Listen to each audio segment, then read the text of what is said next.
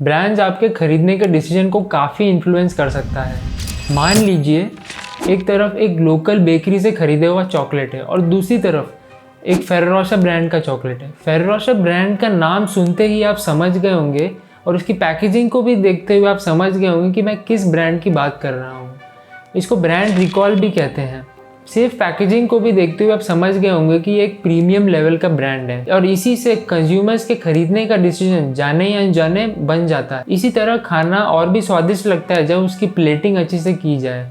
और ये भी देखा गया है कि मास्टर कार्ड लोगों का होने से परचेजेस 33% बढ़ जाते हैं। अमूल का मैस्कॉट और उसके बिलबोर्ड्स तो आपने देखे ही होंगे।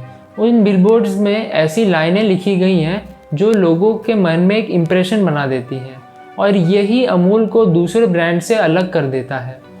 और इस वीडियो में हम जानेंगे कि ब्रांडिंग की शुरुआत कैसे हुई और क्यों हुई, क्या हुई, और आज के समय में ब्रांड्स कैसे अपने पोजीशन बना रहे हैं ये कॉम्पिटिटिव मार्केट में।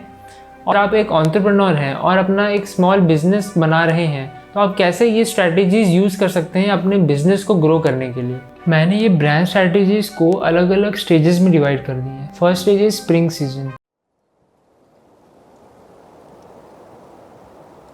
कंपनीज जो अर्ली स्टेज ऑफ ग्रोथ में होती हैं वो रेसिप्रोसिटी के कॉन्सेप्ट को यूज़ करती हैं। एग्जाम्पल के लिए स्टारबक्स के कोई भी आउटलेट में ऑर्डर टेकर कस्टमर को नाम से एड्रेस करता है और उसके फेवरेट ड्रिंक का भी ख्याल रखता है। ये पर्सनलाइजेशन कस्टमर को इम्पॉर्टेंट और कंफर्टेबल फील कराता है। कस्टमर को आउटलेट दोबारा विजिट करने को भी प्रेरित करता है। Summer season.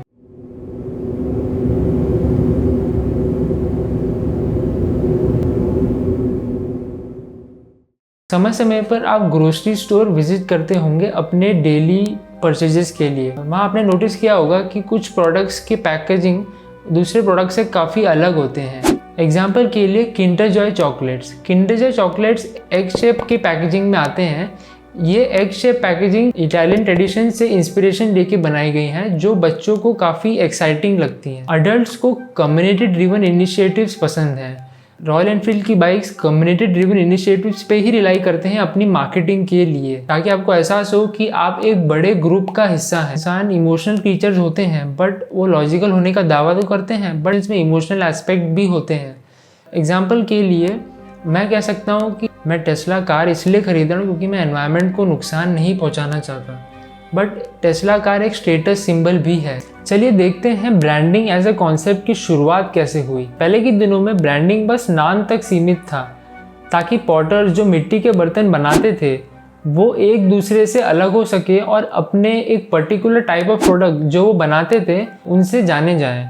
रोमन्स अपने प्रोडक्ट्स पे place of origin, destination, type of product और मैन्युफैक्चरर का नाम लिखा करते थे। 1990s में क्विकर ओट्स जो ब्रांड अभी पेप्सिको के अंडर है वो कैरेक्टर्स का यूज़ करते थे एक पर्टिकुलर टाइप ऑफ पर्सनैलिटी को डिपिक्ट करने के लिए। ब्रांड एडवाइजर्स ने रिसर्च की और ये देखा कि ब्रांड्स कैसे नए तरीक़ों से अपने कंज्यूमर्स के साथ रिलेशनशिप बना रहे हैं। और उस समय कंज्यूमर्स ने ये भी देख लिया कि कौन से ब्रांड पे हम ट्रस्ट कर सकते हैं और कौन से ब्रांड पे हम नहीं ट्रस्ट कर सकते।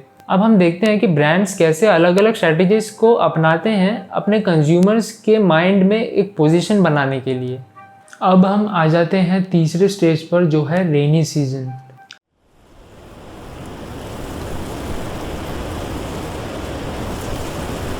आजकल ई कॉमर्स वेबसाइट जैसे अमेज़ॉन, फ्लिपकार्ट, नायका पर शॉपिंग करना बहुत ही कॉमन है। यहाँ सोशल प्रूफिंग का कॉन्सेप्ट यूज़ किया जाता है। सोशल प्रूफिंग का मतलब है कि दूसरों के एक्शंस को कॉपी करना, खासकर तब जब आप अनश्योर हो कि ये प्रोडक्ट खरीदना चाहिए या नहीं। सोशल प्रूफिंग काफ़ी वेबसाइट्स में यूज़ किया जाता है जैसे टेस्टिमोनियल्स के रूप में या कस्टमर रिव्यूज़ के रूप में, या एक सिंपल रिकमेंडेशन आपको आपके कोई फ्रेंड कर दे, उसे भी एक सोशल प्रूफिंग का कॉन्सेप्ट माना जाता है। वेबसाइट्स जो सोशल प्रूफ यूज़ करती हैं उनका 63% चांस होता है एक नए कस्टमर को कन्वर्ट करना। अब हम आते हैं हमारे आखिरी स्टेज में जो है थंडरस्टॉर्म।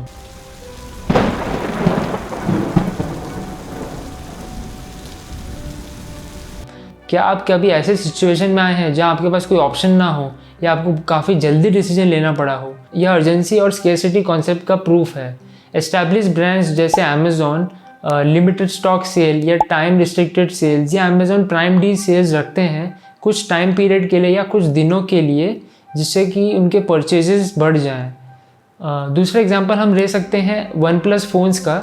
वन प्लस फ़ोन्स अपने प्रोडक्ट लॉन्च इनवाइट्स थ्रू ही रखते हैं, जो उनके प्रोडक्ट्स अपने स्टोर्स के थ्रू ही वो बेचा करते हैं। इसलिए आप अक्सर देखेंगे कि उनके स्टोर्स के बाहर काफ़ी लंबे लाइनें लगी रहती हैं। इसी के साथ हमारे ब्रांड स्ट्रेटजी के सारे स्टेजेस ख़त्म होते हैं और इसी के साथ एक इम्पॉर्टेंट सवाल उठता है, क्या ब्रांड्स आपको ट्रिक कर रहे हैं या मैनिपुलेट कर रहे हैं उनके प्रोडक्ट्स खरीदने के लिए? आइए साइकोलॉजी में डीप जाके समझते हैं। इस कॉन्सेप्ट को समझने के लिए आइए चलते हैं एक फास्ट फूड रेस्टोरेंट में। फास्ट फूड रेस्टोरेंट में घुसते ही आप फ्रेंच फ्राइज ऑर्डर करते हैं, लेकिन आपको इसकी नॉलेज बिल्कुल नहीं है कि वो कौन सा ऑयल यूज़ करते हैं और वो ऑयल कितने टाइम बाद रिप्लेस होता है। ये जानना ज़रूरी है क्योंकि ऑयल में ट्रांसफर होता है। तो इस केस में रेस्टोरेंट के पास जितनी इन्फॉर्मेशन है उतनी इन्फॉर्मेशन गेस्ट के पास नहीं है और इसी को इन्फॉर्मेशन एसिमेट्री कहा जाता है। सेम सिचुएशन आप फेस कर सकते हैं जब आप अपना कोई घर खरीद रहे हैं या आप कोई घर रेंट पे लेने जा रहे हैं। और मैं आपको कुछ ऐसे ब्रांड्स के बारे में बताना चाहूँगा जो ये सेम सिचुएशन फेस कर चुके हैं। बर्गर किंग जो एक बहुत फेमस ब्रांड है, उन्होंने क्लेम किया है कि उनके बर्गर्स का साइज़ एक नॉर्मल बर्गर्स के साइज़ से काफ़ी बड़ा होता है, लेकिन एक कस्टमर ने उन पर केस किया और ये क्लेम किया कि उनके बर्गर्स 35% ज़्यादा बड़े दिखाए जाते हैं, हालांकि वो बड़े होते नहीं हैं। बर्गर किंग ने आर्ग्यू भी किया कि उनके बर्गर्स का साइज़ उनके जो पिक्चर्स दिखाए जाते हैं उनके साइज़ जितना होना ज़रूरी नहीं है। कोलगेट का ये ऐड तो आपने कभी न कभी देखा ही होगा।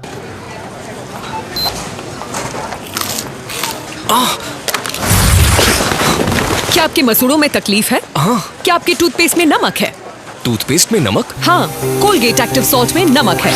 इसका अनोखा फॉर्मूला अनदेखे कीटाणुओं को हटाए ताकि मसूड़े बने स्वस्थ और दांत जड़ से मजबूत। स्वस्थ मसूड़ों के लिए Colgate active salt toothpaste. Next, Colgate active salt कीटाणुओं से लड़े, मसूड़े स्वस्थ बनाए। और ये ऐड देखने के बाद लोगों में कोलगेट एक्टिव सॉल्ट टूथपेस्ट को ट्राई करने की क्यूरियोसिटी बढ़ गई और इसी से 2016 में 55% मार्केट शेयर कोलगेट के पास आ गया।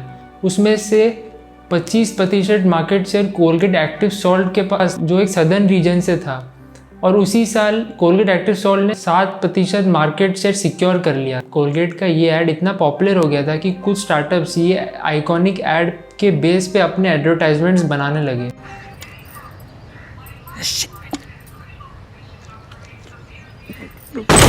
क्या आपके टूथपेस्ट में नमक नहीं है? Need salt instantly? Use Swiggy Instamart. Groceries and more delivered in 15 to 30 minutes. Close up और एक ऐसा ब्रांड है जिसने कलर्स या विजुअल क्यूज का यूज़ करते हुए अपने ब्रांडिंग में अलग अलग बेनिफिट्स को कन्वे किया है। और मज़े की बात यह है कि ब्रश करते वक्त पेस्ट मिक्स हो जाता है, जो एक बहुत ही कॉन्ट्राडिक्टरी बात है। और ब्रांड्स की पैकेजिंग के बारे में तो हम बात कर ही चुके हैं। कैवेंटर्स एक ऐसा ब्रांड है जिसने प्लास्टिक बेस्ड पैकेजिंग से ग्लास बॉटल पैकेजिंग में चेंज किया है और उनसे उनको काफ़ी बड़ी ग्रोथ मिली है। ये है पावर ब्रांडिंग का, लेकिन ये आप पे निर्भर करता है कि आप ब्रांडिंग को कैसे यूज़ करते हैं। कुछ केसेस में आप ब्रांडिंग को अच्छी तरह यूज़ भी करते होंगे, लेकिन आप फेल हो सकते हैं। एग्जाम्पल के लिए टाटा नैनो कार की ब्रांडिंग एक चीप और किफ़ायती कार पे की गई थी, लेकिन जब वो लॉन्च हुई वो एक हिट नहीं हो पाई, क्योंकि इंडिया एक स्टेटस ड्रिवन मार्केट है और वो काफ़ी शो ऑफ और स्टेटस पे काफ़ी रिलाई करता है अपनी मार्केटिंग और सेल्स के लिए।